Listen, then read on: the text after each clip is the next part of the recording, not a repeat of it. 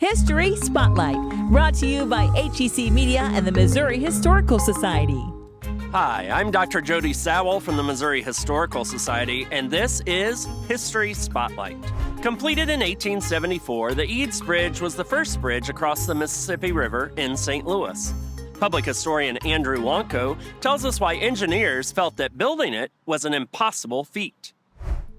In the years immediately following the American Civil War, St. Louis was growing at an unbelievably rapid pace. We were right in the middle of the country, situated on one of the biggest rivers in the continent. But St. Louis had a huge problem. That river that brought all of these goods to and from the city was also becoming this huge barrier as railroads were growing, as the new way things were transported around the country. All of the railroads connecting St. Louis to eastern cities had to stop on the Mississippi's banks, and all of those goods had to be ferried across one at a time to get them into St. Louis itself. This was a huge problem that was holding St. Louis back from becoming an even bigger city. St. Louis knew it needed a bridge across the Mississippi River, and the bridge that we got came from one of the most brilliant mechanical minds St. Louis has ever known. James Eads was no stranger to the Mississippi River. When he was 13 years old, he watched all of his family's belongings sink in a steamboat accident right off of the St. Louis levee.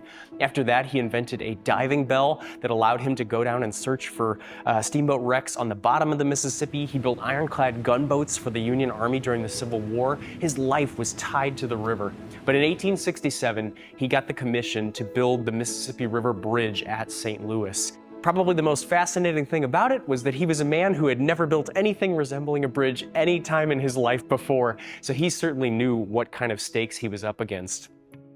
The Eads Bridge was an engineering marvel like none that had come before.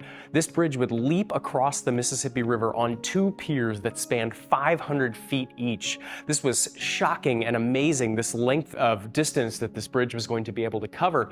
But even more amazing was that Eads would use steel to do it.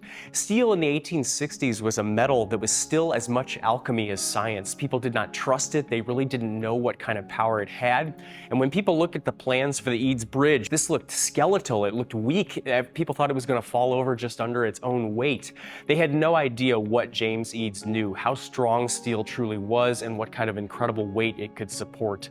The Eads Bridge took from 1867 all the way to 1874 to build, and again was an engineering marvel unlike any other.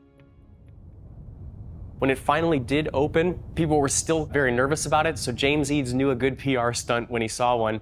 He actually walked a trained circus elephant across the bridge because the widespread belief at the time was that an elephant would not set foot on something that it knew was unstable.